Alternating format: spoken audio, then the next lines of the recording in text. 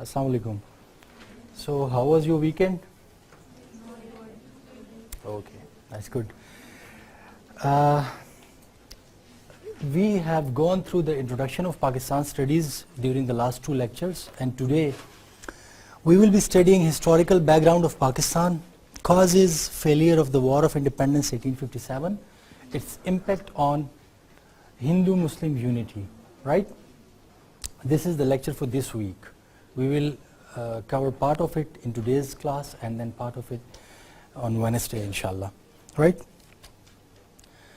Well, you know, the basis of historical movement for the creation of Pakistan may be said to begin with the outbreak of the War of Independence 1857, because that was the point when the Muslims started feeling that they are a separate nation because of something which had happened in the past and something which will be happening with them after 1857, right? So that is why we trace it from 1857 in the Pakistan Studies course. Now, what did it do? The War of Independence opened or started on 10th May 1857 in Meerut, a remote and small city of United Province of the subcontinent, right? India. Then, though unsuccessful, it brought many changes, particularly in the political strategies of three parties: Hindus, British and Muslims. It was an unsuccessful war. It did not achieve its objectives. You need to keep it in mind, but it had an imprint on the history of subcontinent. Though unsuccessful, but it still had to do a lot of things with the events which were to follow. Now, in order to go beyond this point, we need to understand what was War of Independence and how did it happen and what were the causes for it, right? So there were, if we want to point out some of the major causes, or if you want to group major causes of this war, it can be grouped in economic causes, administrative causes, political causes, religious causes, social causes, military causes, and then one immediate cause, right, which triggered this war. Now, let's move forward. What were the economic causes of this war? Before the East India Company, EIC, I would refer to it, EIC, rule, India agricultural industry and trade was flourishing. But with the arrival of the East India Company, and then when it was given permission to do trade with India, right? Basically, they extracted the raw material from India, and they, carried that raw material to Great Britain. Over there, the raw material was processed, and then the refined or the processed good was again exported to India or somewhere else, and they were earning a lot of money out of it. So the raw material was purchased on very you might say like peanuts. They were purchased like peanuts, right? And the price given to the rulers of India or the Maharajas, they were not more than peanuts. And then, but however, the British government was earning a lot out of it, right? The British tried to exploit India for their economic gains and fulfill demands of their industrial revolution, as it was a time of industrial revolution in Great Britain. So they were in need of raw material, right? And India was a golden sparrow for them. Indian exports to Britain, that was mainly cotton, tea, spices, ended up in India as finished goods or were further exported to other countries, right? So this was what happened with the resources of India during the East India Company rule. After gaining rights to collect revenue in Bengal in 1765, the East India Company used the money raised through revenue in Bengal for fighting wars in other parts of India. Now, 1757 is the date when Siraj-ud-Dowlah was defeated, right? And it gave kind of a legal sanctity to the East India Company in Bengal. And then afterwards, it was the ruler of the eastern parts of India, particularly Bengal. So then it introduced new revenue laws for the area, and revenues were collected from that area, and then that revenue was further used to expand their influence in the rest of India, right? The British used the same revenue to expand their influence in the rest of India. The policies of EIC badly affected zamindars, talukdars, right? These were the classes affected by it. Talukdars, middle income groups, traders, laborers, etc. Now talukdars, I think all of you can get the rest of the terms, but talukdars was the name of the official by the Mughals who used to collect revenue from the districts, right? That was talukdar. What were the administrative costs? So these, you can see that discontentment was created, economic discontentment was created in India because of these policies of East India Company. Now administrative causes, they did not, that was inefficient and insufficient administration was there. Inefficient means they did not have knowledge of the local people. So in this regard we can call them inefficient administration, right? And their officials were insufficient to cater to the administrative needs of the areas they were apparently controlling, right? So the machinery was not enough for that. Annexation of Indian states as part of their expansionist policies under the doctrine of lapse. Now what is the doctrine of lapse? This was another flaw in their policies. They introduced a doctrine, like for example, if there is a Maharaja or if there is a Maharani and they do not have a legal heir to the throne, right? They have got some adopted son or adopted, let's say, daughter. So after the demise of that Maharaja or Maharani, right, the adopted son would not be supposed to become the ruler of that particular state. So they had done an assessment, and there were many states in which this case was prevailing. So that is why this doctrine of lapse was actually meant to, to promote their expansionist policies in India in the long term. That was another administrative flaw. Most of the Maharajas or their adopted sons then revolted after the demise of their parents, those who had adopted them. So it was kind of, one of the causes of this. Then what did this law say? It says that that area would be annexed, or it would become part of the East India Company. Administrative rule of East India Company would be established over there, right? All high posts, civil military, were given to Europeans rather than locals. It was another problem. The locals were not satisfied with these laws. The Europeans or the Britishers, they would come and they would,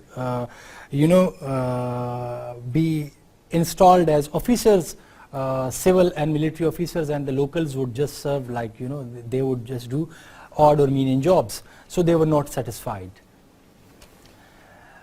The unjust and exploitative revenue policies. Now, as in the previous slide, when I told you that they had levied their own revenue laws, right?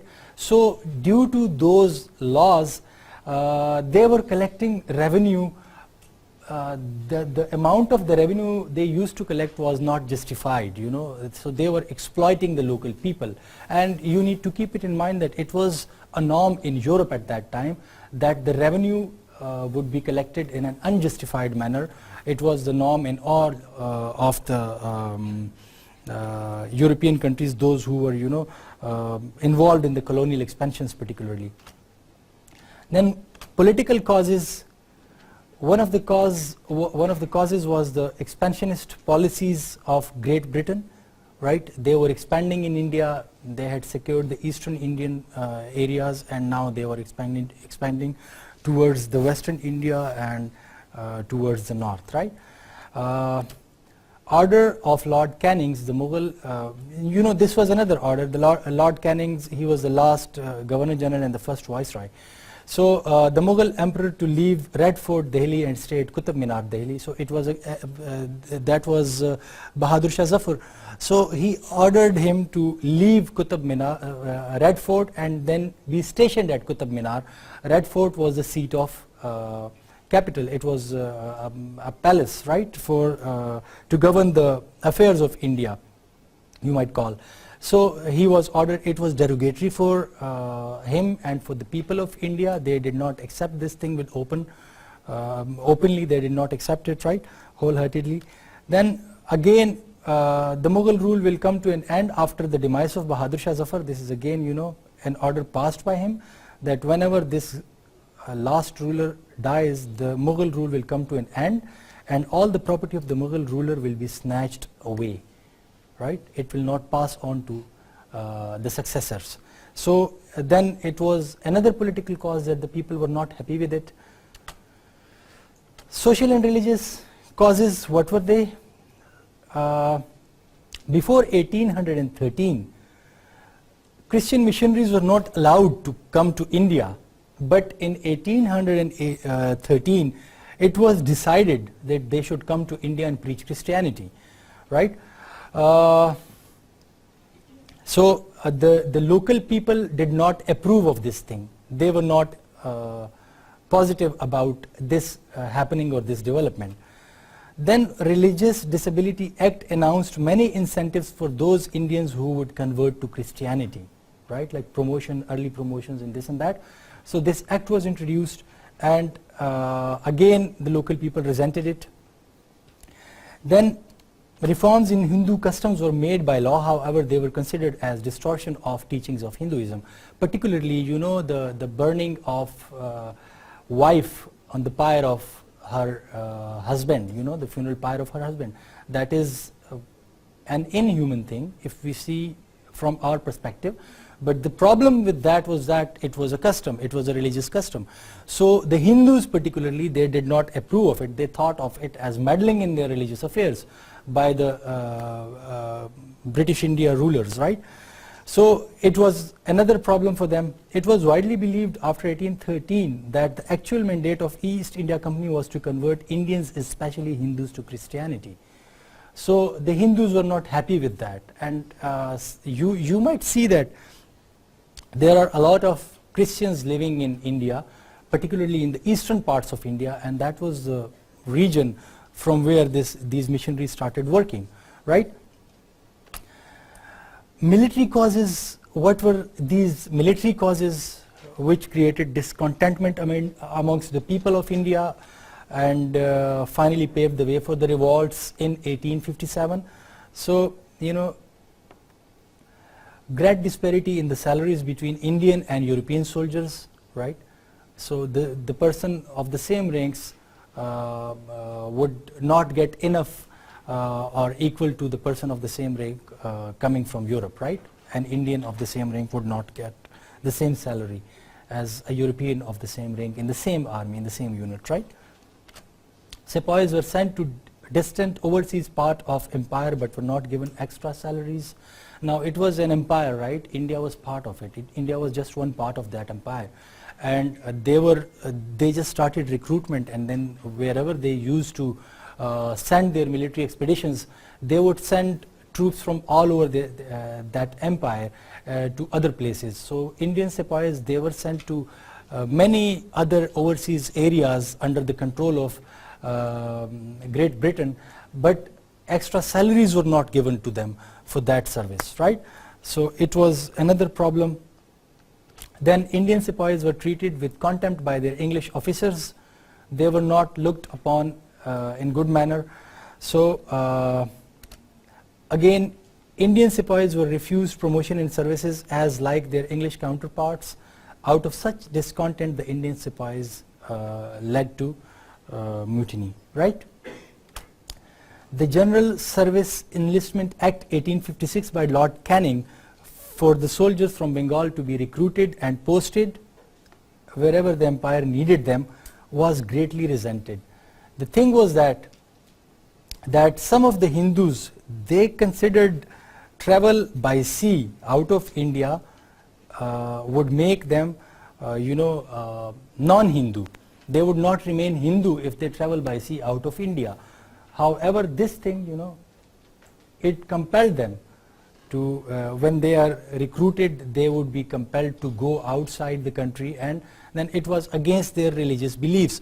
So it was another military cause that soldiers in the British Indian Army, they were not happy with this development. Well, this was the background. It was happening, it happened over the span of, you might say, more than 100 years, right? And these things were happening. But then, what was the immediate cause? What was the point which triggered this war of... The cartridges used in the war. Exactly. The cartridges, that's good. The cartridges in Enfield rifles, they were introduced, and then the cartridges were introduced, and these bullets, they were covered with a grease paper, and it was, a rumor was spread that this grease paper, the grease of the paper is made of the fats of pig and cow. Now the problem with this is that Muslims have a problem with pig and the Hindus have a problem with cow, right?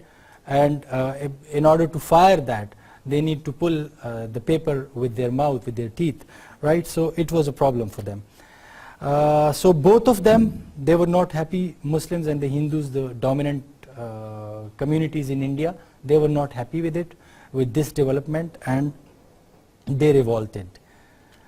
The mutiny was suppressed and the British government officially took over the rule of India from East India Company in 1858. Previously, India was under the rule of East India Company, and after that, it directly came under the rule of the British government, right? A Secretary of State for India was nominated by the Parliament, and he was, so it was run like an entity of the British government or part of the British government, not that of East India Company.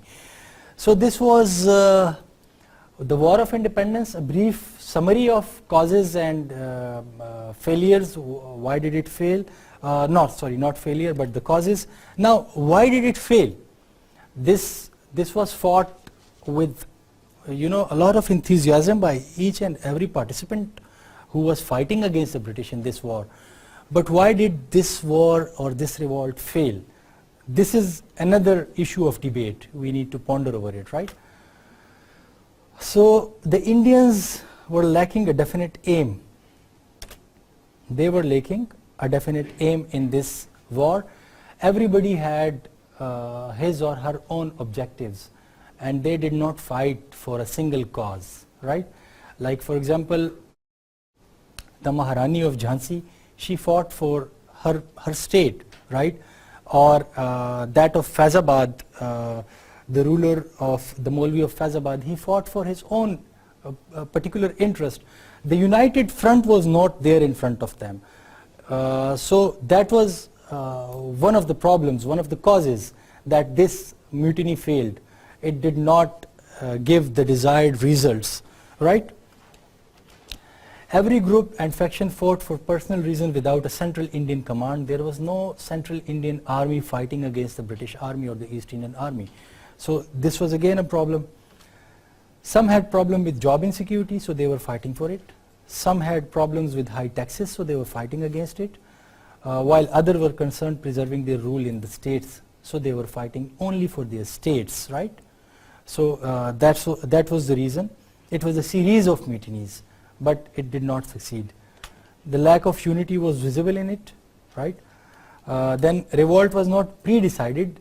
It could not start at one time in the whole of India, therefore EIC effectively crushed it. Whenever a revolt used to arise or a revolt used to occur, the East India Company would dispatch troops over there to suppress it. And at the same time, they would not find any difficulty on other fronts to focus on that, so the army was thick in order to suppress it. The Indian uprisings were not making the East Indian army thin. Thin army finds it very difficult for itself to suppress something like that. But it was provided enough chance to go there and then crush that revolt, and then there would be another revolt and they would go again en bloc and they would crush that. So it was another problem in that. Then there was lack of public support for it, so educated groups, mainly new converts to Christianity. This group, new converts to Christianity, they were not supporting it. Then many traders who were benefiting from the rule of the East India Company, they were not supporting this war. Then though many peasants did support this war, but there were many peasants who were taking benefits from this rule and they were not supporting this war of independence or mutinies or series of mutinies against the East India Company. It was another cause. Lack of national spirit, right? Like for example, Lucknow fought alone, Jhansi fought alone, Bihar just fought alone, they were fighting, to safeguard their rules. The rulers were fighting over there to safeguard their own rules. Narrow interest rather than safeguarding the larger interest of India was one of the major causes that it could not succeed. No efficient war tactics were there. The Mughal rulers and other local rulers had quite weak armies which had no match for the English officers and their war tactics. This was another, because that was an imperial power and it was fighting all over the world and it had conquered more than half of the world. And here in India, they were faced with a very weak enemy. They did not know anything about the modern warfare techniques. Their officers were trained, while the officers of the rulers or the Mughal emperors, they were not that much trained. So they could not pose some kind of a serious threat to them. Okay, the efficient English officials were able to suppress the mutiny in 1857, right? So now let's come to the main point, which is the relevance of this thing with the unity of Muslims and Hindus in the subcontinent. First of all, as we have studied, this was not a religious war. It had many other causes as well, right? It was economic and socio-cultural, you might call it, right? But it was blamed by Hindus to be the act of the Muslims alone as religious conspiracy against the British. This was the main tactics of Hindus, that they were blaming it on Muslims. When it was suppressed or when the mutiny was suppressed, then they just convinced the British that, see, it is the doings of the Muslims. It has nothing to do with the Hindus, because we were already ruled by them. Now it doesn't make any difference if you are ruling us, right? But they were the one losing much with your authority, with your rule. So that is why you should think logically that it was the act of the Muslims alone. They instigated us and we did not do anything against you in this revolt or in this war, right? With this, Sir Syed Ahmad Khan came to the forefront. This was the time, or these were the challenges which gave rise to Sir Syed Ahmad Khan in these challenges, right? What happened is that language is something which is binding us together, right? So because it is necessary for our interaction with each other, that is why it is something which is in the foundation of a society, or which is the fabric of a society, language. Whatever language is that, but language is something which is considered as a foundation of a society or of a group, a social group. It may lead to disintegration in societies with cultural diversities. If you are just imposing one language on the whole of community which has got cultural diversity, it might disintegrate that community, right? It might not perform the task of unifying them. Rather, it will do something opposite to that. What happened was that, now this is the Hindi-Urdu controversy. After the War of Independence, what happened with Urdu, right? So first of all, Urdu was a language born in India, right? It was not imported from anywhere else. It was something which was created in India and naturally created, not manufactured like, right? It evolved in India. India was considered to be a golden sparrow in the terms of fertile land, as I have already told you. So that is why many occupiers or many invaders used to come. Before the British, they were Arabians, they were Persians, you know, they were Turks, and they were coming and they were occupying India. So with their invasions, they would stay over here in India, and with that thing, you know, they would speak with the local people, and at times they would introduce their terminologies, their words, and with the passage of time, this language was created, right? Language, they also brought their language with them over here. So who were these people? Arabs, Persian, Turks, you know, when they were mingling with the local people. So this mingling or intermingling, you know, it gave rise, or it created Hindi, and it was, as in Urdu we say, Lashkari Zaban. This is the language of troops. The troops of these people, they would communicate with each other in this language, this common language which they could understand, and even the local people could understand. So that was a common language, and that is why it is called the language of the troops. This is the meaning of Urdu. Since it was formed by the invaders of the Muslim world and emerged during the rule of the Mughals India, it was termed as the language of the Musalman, and initially it was called Musalmani, right? So the Hindus of the subcontinent, they did not accept it as their own language. They were considering it as the language of the Muslims. That is why, or that was why they were calling it Musalmani. So you can see that there was a bias in their attitude, even at that time when this language was created, right? But the problem with this is that not only the Muslims spoke this language, but other communities, almost all the communities living in India, they were speaking this language, and they contributed a lot to the development of this language. So it wasn't only the Muslims, the local people also contributed to the development of this language. This is a historical fact, right? A large number of literary works appeared in this language, in Urdu, right?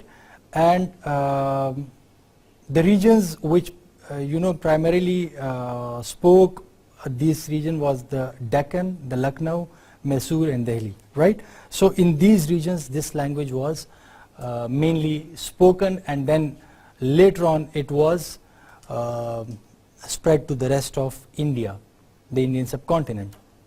Now if you go to Nepal, if you go to Myanmar, if you go to Bangladesh, you might find people that they are speaking Urdu as we are speaking it over here in Pakistan. Do people speak it in India? Yeah, of course.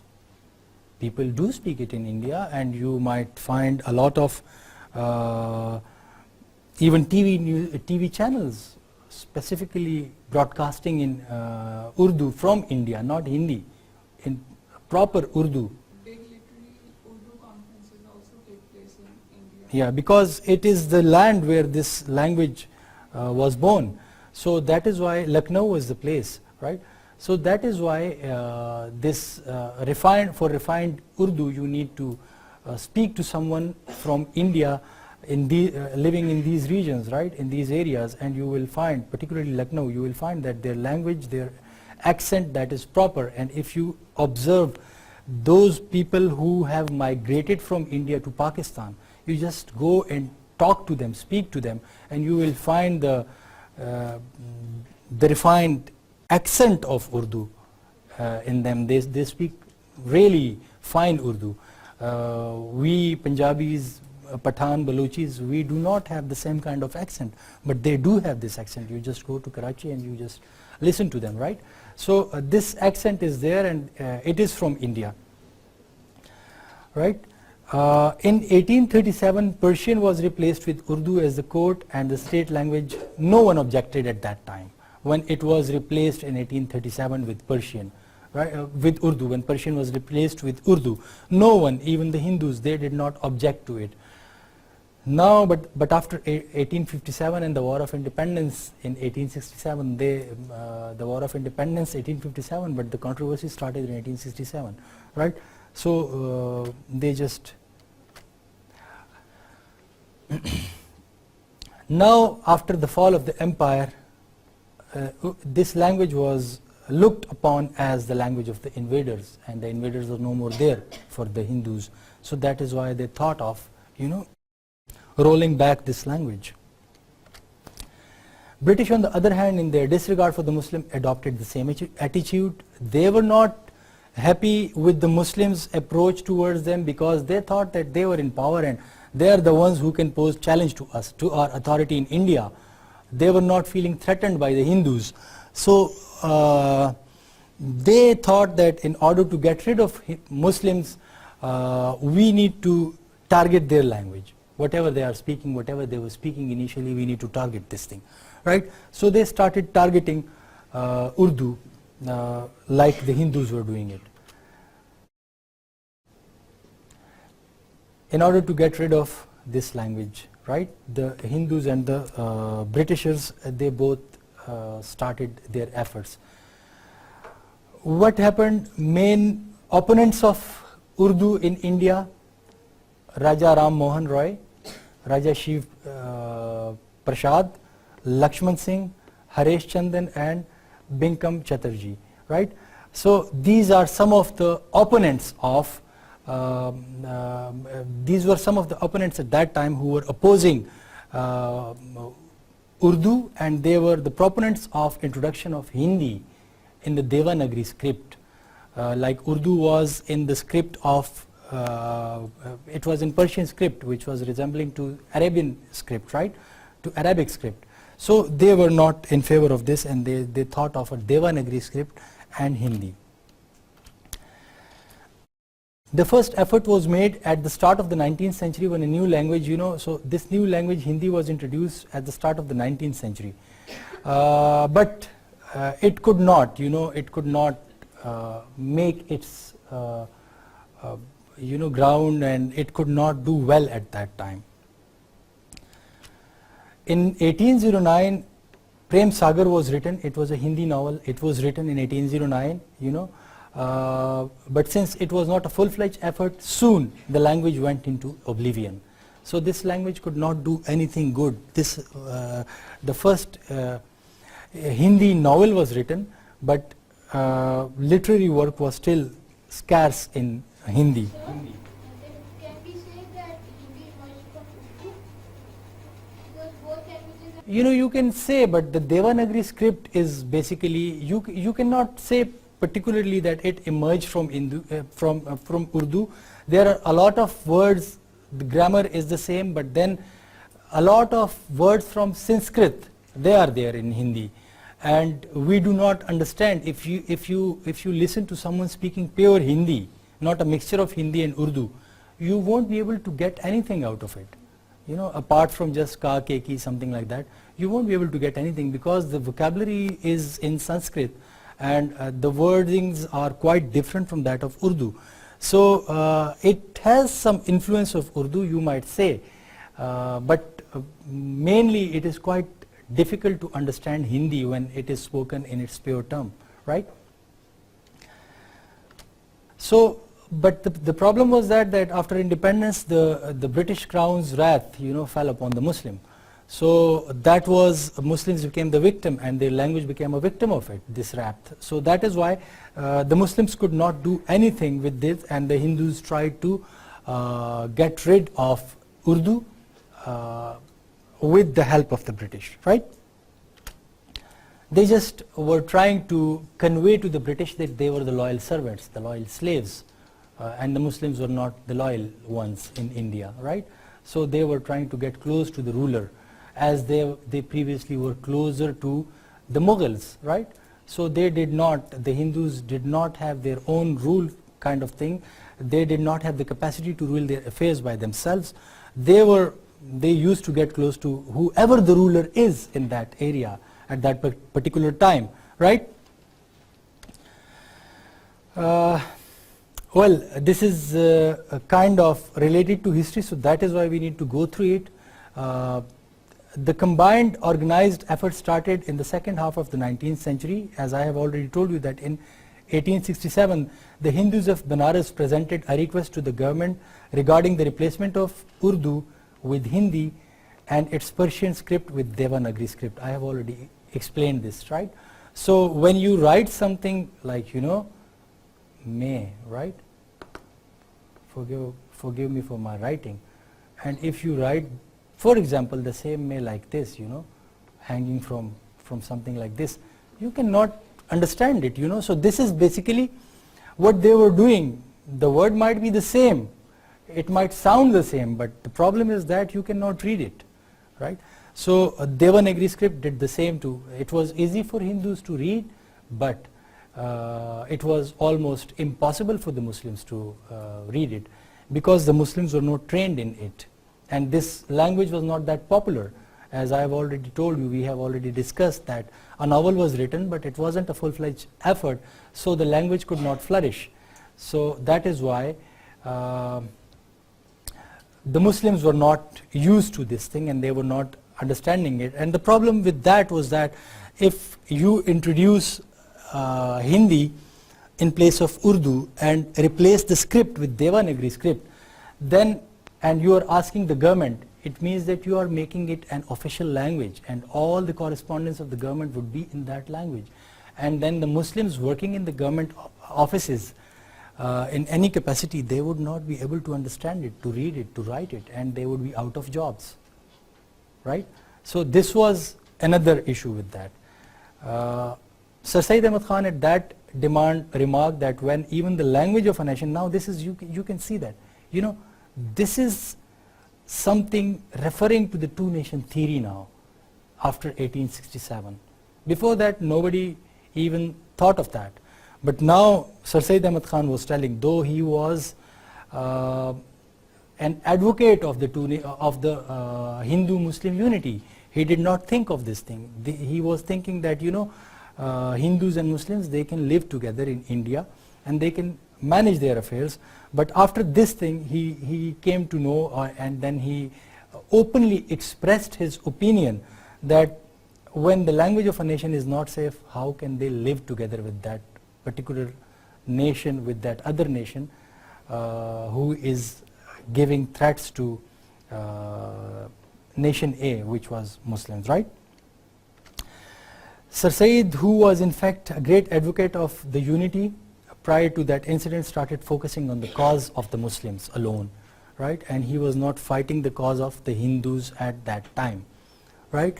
Like now the focus for his attention was only Muslims or this community after this Hindi-Urdu controversy started. His Scientific Society Gazette presented articles on the importance of Urdu so that people can get awareness about why this language is important, and he was spreading this kind of awareness through his writings, right? Then similarly, some Muslim newspapers like Nur al-Absar, Banaras Gazette also took the responsibility to safeguard their language. So these newspapers, mainly Muslim newspapers, and the Muslim journals and magazines, they were trying to spread awareness among the people in the common masses, that this language is very important for them, and Urdu should stay where it is right now, right? The anti-Urdu process continued when in 1871 the governor of Bengal, G. Campbell, banned Urdu in the province at all levels, right? Courts, administration, and even schools. This language was banned. Then this boosted the Hindus in other regions like NWFP, Punjab, Bihar, Sindh, Oudh to counter Urdu, because the governor of one province had banned Urdu in his province. So Hindus in other regions, the controversy was there. As we have seen, it started in 1867 and now we are in 1871. We saw this ban.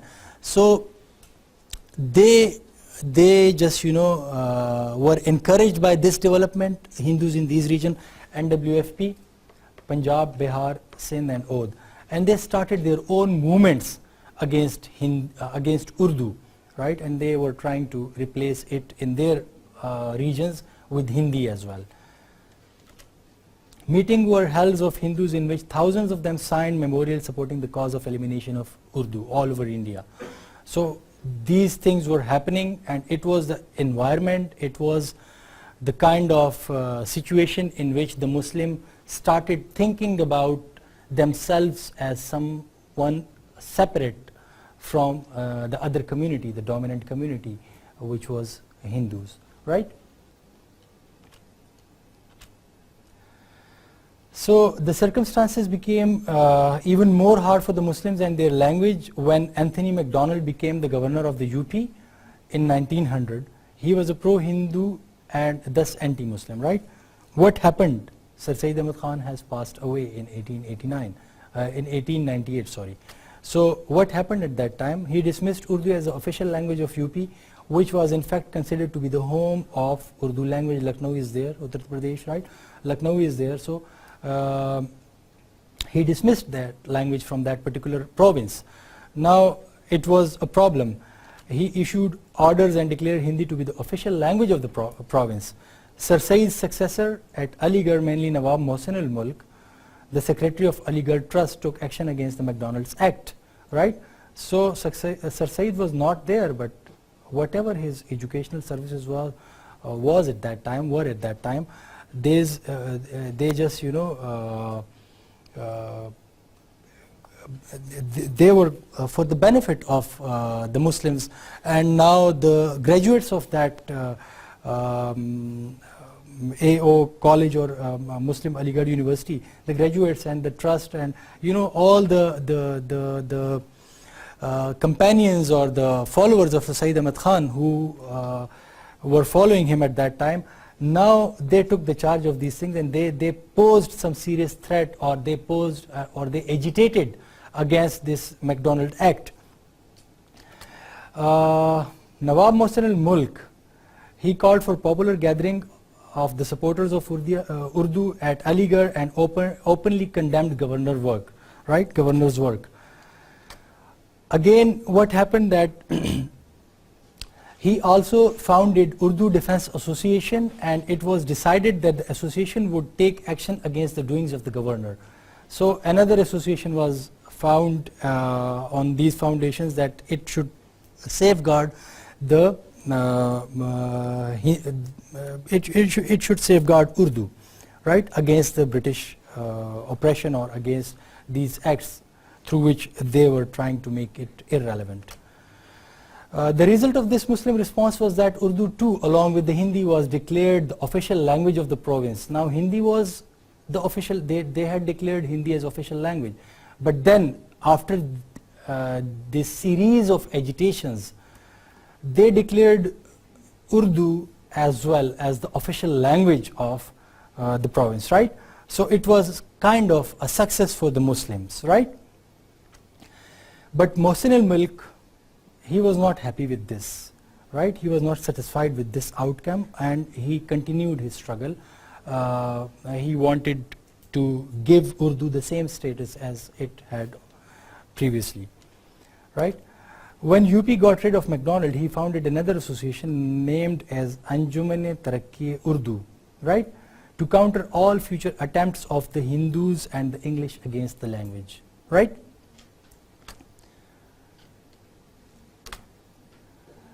Now, if you see, that was just a brief overview of what happened with Urdu and how this language was preserved, and how did the Muslim fight for the preservation of this language. It was just a brief overview, but we can see the love of Muslim for this language, and that was the reason, and that is still the reason, that though only 7 or 8% people in Pakistan, they are native Urdu speakers, but still this is the official language of Pakistan.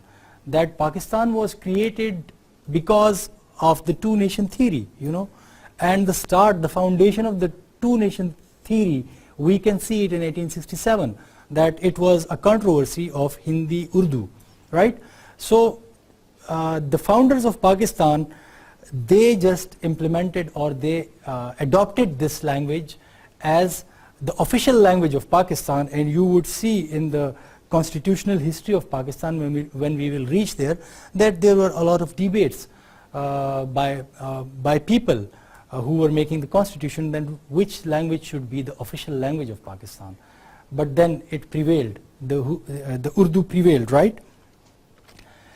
Okay, it was the Hindi-Urdu controversy. We are done with it, right? We can, you can just go through this controversy in detail, in quite detail. A lot of literature is written on it, right? So you can read it. But then what happened? The formation of Indian National Congress in 1885. That was one aspect, right? Like that was the aftermath of the War of Independence. So in the aftermath of the War of Independence, another development happened, and that was the formation of the Indian National Congress. It was founded on 28th December 1885. We see Banerjee was selected as the leader of the Congress, right? This is the picture of the first National Congress. If I can, no, I cannot do that, right? But you can see it, you know. So this is the original picture of the Indian National Congress at that time when the first meeting was held, right? Okay, what was the objective of the Congress, or what were the objectives of the Indian National Congress? Why did it develop, or why was it created, right? So one of the primary objectives of the Indian National Congress was, you know, to create fusion into one national whole among the different factions of society. They wanted to create one nation out of the different factions or different communities living in India. This was one of the objectives of Indian National Congress, because they also felt that, you know, there is discontentment among the different sections, and they are not considering themselves as part of one larger community. So this was one thing, you know, that they wanted to create unity among the Indians. Then the gradual regeneration of Indians along all lines, mental, moral and social and political. So they wanted to create a fabric of society and to regenerate a society on these lines, right? Social, political, mental, moral lines, right? This was another objective, one of the objectives. The consolidation of the union between England and India, another objective, right? So that the interest of India should be taken care of, and those acts of the British government which are detrimental to the Indian community, they should be rectified, right? Yeah? So I don't understand The the second point. second point, it was, you know, everybody was on another planet. Moral planet was changed, the moral planet of Muslims was changed from that of Hindus. Socially, they were not considering themselves as part of one community. The social order of Hindus was changed from the social order of the Muslims, right? Political considerations were changed. The Muslims were trying to have their own say in political terms. The Hindus were trying to have their own say. So they were trying to create kind of a unity to regenerate the whole society on these lines, so that everybody can think that they are Indians and they should take care of not the Hindus or the Muslim interest, but the Indian interest, or the Indian the national interest of India, right? You might call it. So are we done with this point? So they were trying to impress upon the British government that whatever acts which are considered detrimental to the interest of India, they should not be carried out, right? So this was another objective of the Indian National Congress. But there is a very, normally you might have heard people, they normally say that Muslim League was created by the rulers of British India because they were feeling threatened by the popularity of Indian National Congress, and they tried to divide the Indians on the Muslims and Hindu lines. You might have heard this thing, right? This kind of propaganda prevails. They think that Muslim League is the creation of English people and those who were the founders of Muslim League at that time. They were good friends of the English, and All India National Congress was a national political party, national level political party, and it was posing great threat to the rule of Great Britain, and that is why Muslim League was created, so that the political opposition is divided. This is what normally we think, right? Not we think, but most of the people, they think that this is what happened, right? Now this is a very interesting fact about the creation of the Indian National Congress, right? It was founded by A.O. Hume, right? An English retired civil servant, government official. Lord Dufferin, the Governor General of India, the blessing of the Governor General of India was there with this Englishman, right? So you can see that when Hume took the scheme to the Governor General, they later amended it and gave his blessing on the condition. Now when he thought of creating a political party for Indians, he went to the Governor General and he presented his scheme, and the Governor General amended the schemes and then gave his blessing to Hume. And what did he say at that time? You know, this is part of history. What did the Governor General say at that time? You know, this was the condition. His name in this connection with the scheme of the Congress should not be divulged, so as long he remained in the country, and his condition was faithfully maintained, and none but the men consulted by Mr. Hume knew anything about the matter. And who says this? Banerjee, the first leader of Congress. He says this, right? That the Governor General told A.O. Hume that, okay, you should create a party, but my name should not be disclosed as long as I remain in India, right? And yes, go ahead with the creation of this party, this political agitation. Because after the mutiny, you might see that 1857 and 1885, this is roughly about 25 years, I guess, right? So 25 or 26 years, I guess. So during this time, they were facing a lot of challenges, and they just tried to streamline all the opposition in the form of political, to give them a political voice, rather than allowing them to be agitating here and there all the time. So that was the scheme for the creation of All India National Congress at that time, and the blessing of the British government was there. So by highlighting this thing and talking about it in detail, all I mean to say is that, you know, if somebody is blaming the British that they have created Muslim League just to divide the public opinion or to divide the opposition to their crown in India, you can see that they created the All India National Congress. They did not create, an Englishman did not create the All India Muslim League, right? It was an Englishman who created the All India National Congress. So with the same argument, we can tell them that, see, the All India National Congress is your creation, or the creation of the English, not All India Muslim League, because we will later on we will discuss that how did it create, right? Okay. What was the opinion of Sir Syed Ahmad Khan about the All India National Congress, because he was still alive when this party was created? He asked the Muslim not to join this Congress, right? The reasons are quite obvious. The advice was followed by a vast majority of the Muslims, of people. This advice was followed by a vast majority, right? The reasons, there were many reasons, but one of the reasons was that he was skeptical about the role of All India National Congress, because he thought that they would safeguard the interests of Hindus and they would not safeguard the interests of the Muslims. So that is why he asked the Muslim not to join them.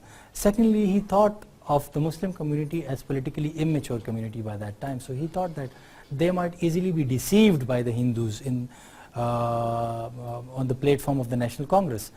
because the Muslims were politically immature, and the Hindus, by getting closer to the English people, they have quite matured politically, and they would deceive Muslims on their platform, and then the Muslims would not be able to gain their objectives out of this political platform, right? Okay. He was of the opinion that, now this is a very powerful statement, right? That if even the Viceroy, the Secretary of State, and the whole House of Commons, the House of Commons is their parliament in England, if they had openly supported Congress, Sir Said would still remain firmly opposed to it, right? So he was of that opinion that even if everybody follows or openly supports Congress, Sir Said will be opposing it, right? Because he thought that it was not in the interest of Muslim, it was just serving the Hindu purpose, right? Now he was quoted in the Times on 12th November 1888. Sir Said was quoted like this: "It is my deliberate belief that should the resolution of the Native Congress be carried out into effect, it would be impossible for the British government to preserve peace or control in any degree the violence and the civil wars which would ensue." Right? So he was against the Indian National Congress.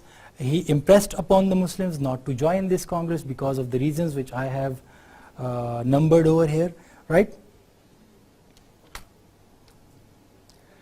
What was the stance of the contemporary Muslim press at that time about the Congress? It was full of criticism of the Congress, right? All of the Muslim press, it was not approving Congress, and it was skeptical about the role of Congress, right? It was criticizing that it would just serve the the Hindu interest and not that of the Muslims of India.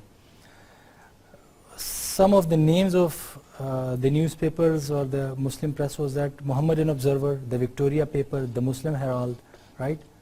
The Rafiq-e-Hind and the Imperial paper spoke with one voice against the Congress, right?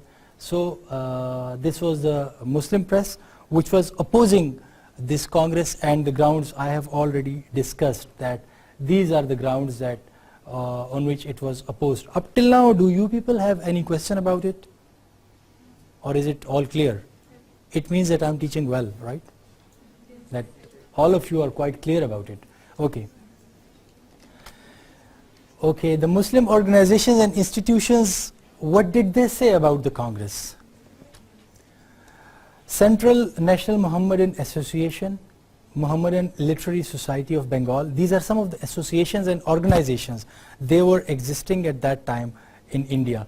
The Anjuman-e-Islam of Madras, the Dindigal Anjuman, right? And the Muhammadan Central Association of the Punjab asked the Muslims of India not to join Congress, as they thought it would never serve the interests of Muslims of India. So this was the overall attitude, the overall approach of the Muslim press, the Muslim leaders at that time, and the Muslim organizations and associations about the All India National Congress, because everybody knew, that it will not give the desired results for the Muslims, right? Now you just count these things. What happened? The War of Independence. Why did it happen? Right? What were the causes of the War of Independence? Why did it fail? We enumerated these things. Then what was the effect of the War of Independence on the Hindu-Muslim unity? So the first impact or the first effect on the Hindu-Muslim unity was that the Hindu tried to get close to the British government, and they tried to subdue Muslims through the British, right? And the first attack was made on the language of the Muslims, right? So how can you see unity when these things are happening, right? So that was the first attack.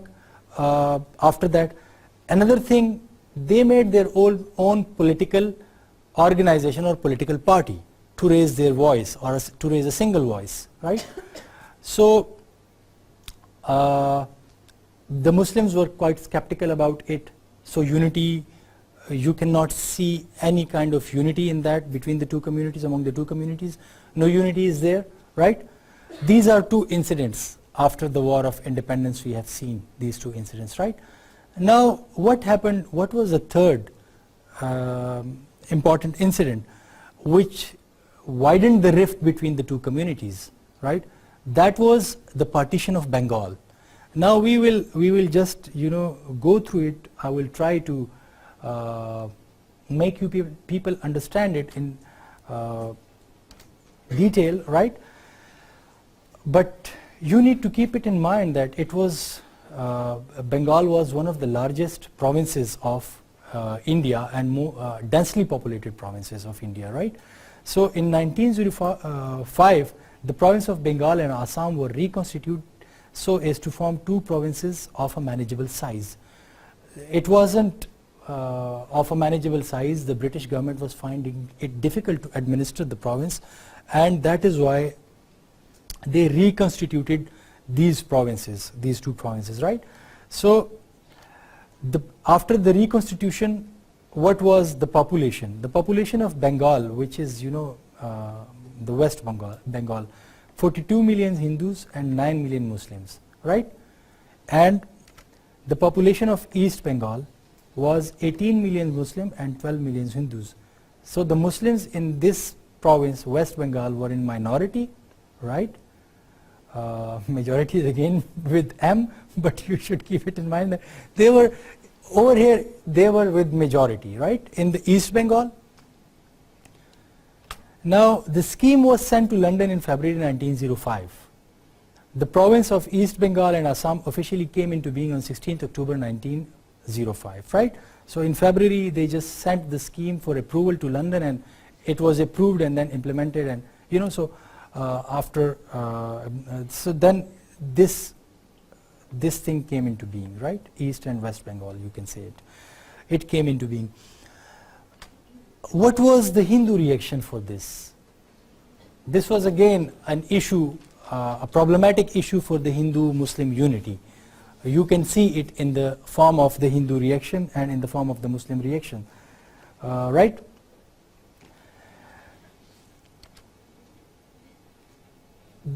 As I have already told you, that this whole plan was nothing but a readjustment of administrative boundaries. However, the Hindus resented it. They were not approving it. They thought that it was a kind of enmity with their community in Bengal. The partition resulted in the creation of the Muslim majority province, as I have already told you, that 18 million Muslims in the eastern Bengal. So it was resulted in the creation of the Muslim majority province. It could not be digested by the Hindus, right? It was distasteful for them. That how come a community become dominant in this part of Bengal, and another community which was previously part of the dominant community in the United Bengal is now a minority in that province, right? So it was problematic, or it could not be digested by them. Hindus regarded this partition as an attempt to strangle nationalism in Bengal. They thought that with the creation of the All India National Congress, nationalism was on the rise, and Bengal was on the forefront of that nationalism. So they thought that the partition of Bengal, that was their stance, that the partition of Bengal is basically an attempt to crush the nationalism, the aspirations of nationalism among the Hindus, among the Indians particularly, right? So that was one of their stances. Then agitation against the partition included mass meetings by the Hindus. Rural unrest also occurred. Swadeshi native movement was started to boycott the import of the British goods. British was earning from it. Industries were there, and the raw material was being exported from India to British, and then refined goods used to be imported to India from Britain. So this Swadeshi movement, it targeted the British imports so that they can be the economic strangulation of the British Empire can be done, and so they can be made compelled so to revoke or to wind up this decision, to roll back this decision. What was the Muslim reaction? 7 days after the partition, you know, on October 22nd, 1905, a large Muslim meeting at Dhaka appreciated the boon conferred on the people by this change. The Muslims were getting benefits out of it and they were appreciating this thing, right? Then again, 2 days after this, another huge gathering of the Muslims offered thanks to God for the partition and declared that under the new scheme, what did they declare? The Manchester Guardian is saying it, you know, on 27th October and 23rd October 1905. These are some of the headlines or some of the wordings of the Manchester Guardian. The Muslims would be spared many oppressions which they hitherto had to endure from the Hindus. The Hindus' agitation against the partition was condemned. So the Muslims were very happy, very enthusiastic for the partition because they were gaining from it and they were aware of the Hindu agitations. So that is why they condemned the Hindu agitations at that time, that because they knew that this agitation would give a negative signal to the British government and the British government might reconsider their decision. So they were stopping, they were kind of trying to play an active political role, right? Okay. What happened in this is a long story, right? In the meantime, the Muslim League was also created and a lot of things happened, but what happened that due to this continuous agitation by the Hindus over the span of many years, almost 6 years, right? The East and West Bengal were reunited, right? This is what we call the annulment of the partition of Bengal, right? So that previous decision which was made in 1905, that was annulled, right? The aim was to combine appeasement to the Bengali sentiment with administrative convenience. They just try to appease these sentiments, of particularly the Hindu sentiments, so that administration of the province should become easy for them, right?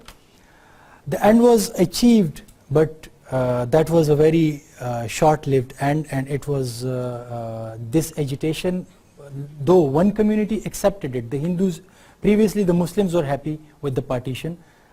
Out of, as a result of the Hindu agitation, the partition was annulled. Now the Hindus are happy, but the Muslims are not happy, so another community has started agitating against the British rule, right, against the British government. This agitation and this resentment remained there for the rest of the history of the United India, right? It was there till the creation of Pakistan. And then we saw that with the creation of Pakistan, the same Bengal was again divided into East Pakistan, which is now Bangladesh, and West Bengal, right? So, and even that partition was quite violent. The effects of that partition, they were quite violent even at that time. So the issue of Bengal was never a piece of cake for Great Britain. It was very problematic for Great Britain, right?